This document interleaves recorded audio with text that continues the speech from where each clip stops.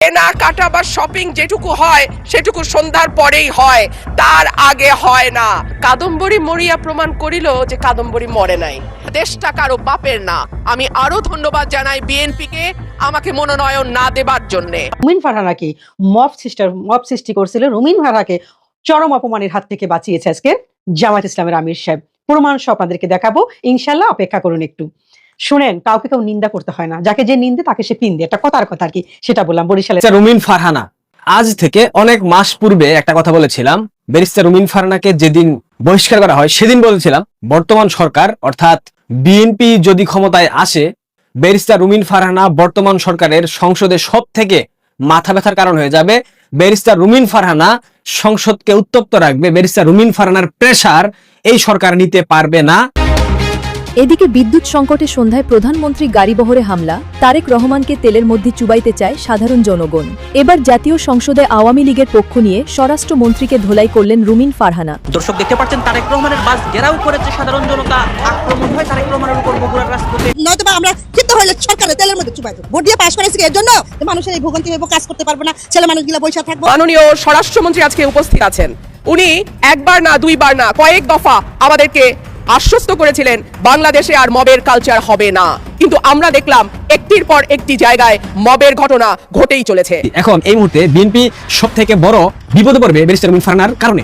I have a plan এমন ভাবে বাস্তবায়ন হচ্ছে বাংলাদেশে, যে প্ল্যান বাংলাদেশের মানুষ অতি। সুপ্রিয় দর্শক, আরও একটি নিউজে আপনাদের সবাইকে স্বাগতম।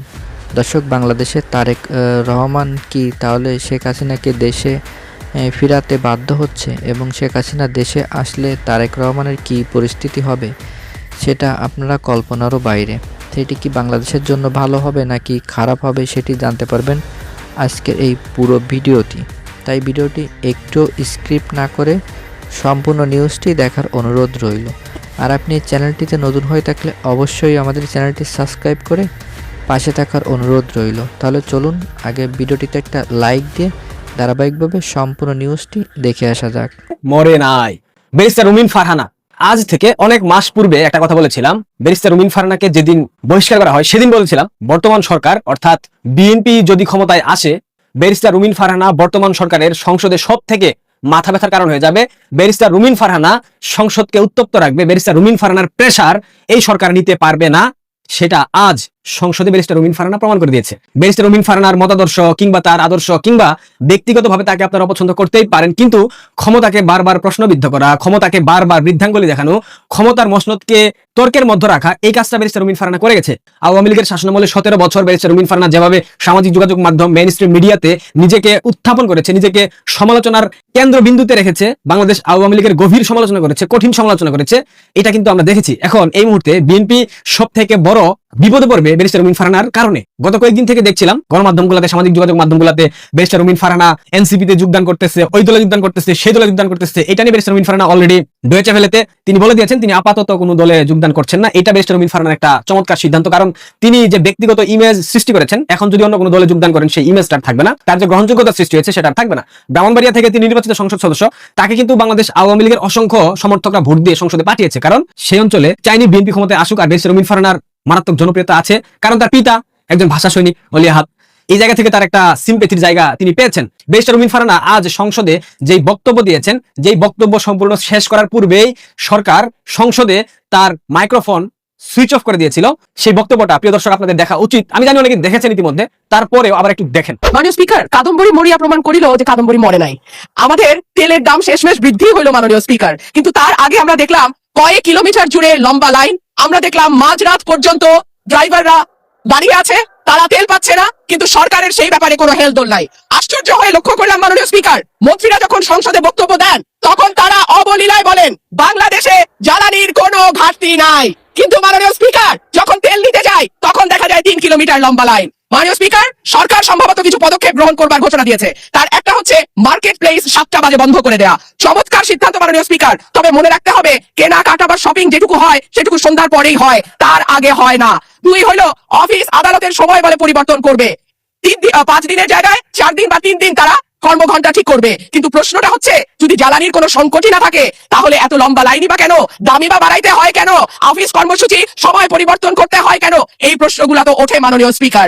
মাননীয় স্পিকার, আপনার মাধ্যমে এই সংসদের কাছে আমি জানতে চাই, জ্বালানি মন্ত্রীরা যখন গণমাধ্যমে কথা বলেন তখন মনে হয় বাংলাদেশে আল্লাহর রহমতে কোনো সংকট নাই।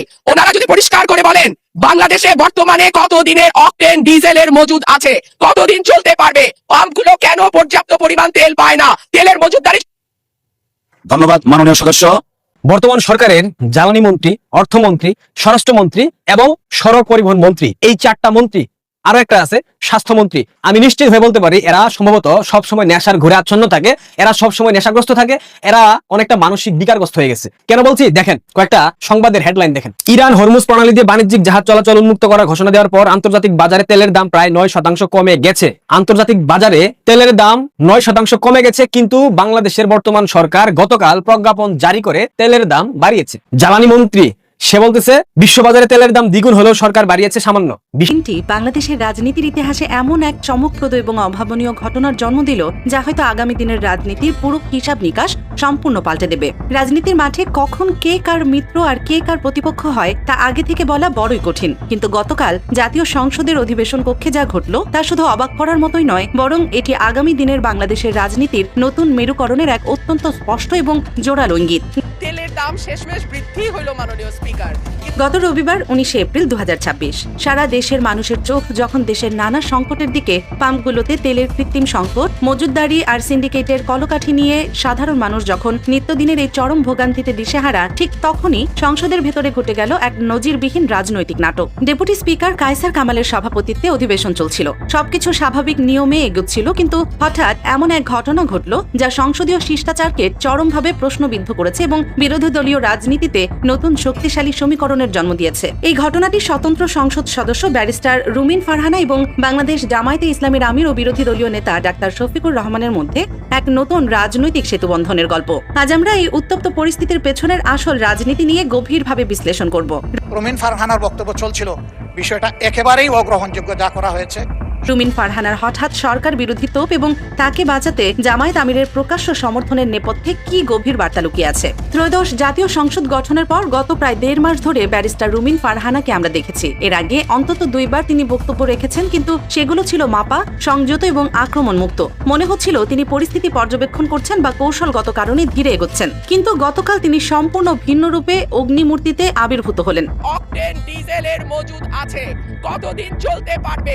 বক্তব্যের সুযোগ পেয়ে আর কোনো রাখ ঢাক রাখলেন না। সরাসরি সরকার ও প্রভাবশালী মন্ত্রীদের চরম ব্যর্থতা, তেলের মজুদদারি, জনদুর্ভোগ, অর্থনৈতিক অব্যবস্থাপনা এবং বিভিন্ন নীতির কড়া সমালোচনা শুরু করলেন। তার কণ্ঠ ছিল তীক্ষ্ণ, যুক্তি পাথরের মতো শক্ত এবং আক্রমণ সরাসরি ও বিধ্বংসী। এই অপ্রতিরোধ্য আক্রমণের মুখে ট্রেজারি বেঞ্চে তৈরি হলো চরম অসহিষ্ণুতা। সত্য যখন শক্তভাবে বলা হয় তখন তা হজম করা কঠিন হয়। রুমিন ফারহানা যখন ফ্লোরে দাঁড়িয়ে দেশ ও জনগণের পক্ষে কথা বলছিলেন, তখন সরকার দলীয় কয়েকজন এমপি অগণতান্ত্রিক ও অশোভন অঙ্গভঙ্গি শুরু করেন। উদ্দেশ্য ছিল হইচই করে বাজে অঙ্গভঙ্গির মাধ্যমে তাকে মানসিকভাবে হেনস্থা করা এবং বক্তব্য মাঝপথে থামিয়ে দেয়া। একটি গণতান্ত্রিক সংসদে নারী সংসদ সদস্য বিরোধী কণ্ঠস্বরের প্রতি এমন উগ্র আচরণ সংসদীয় শিষ্টাচারের চরম লঙ্ঘন।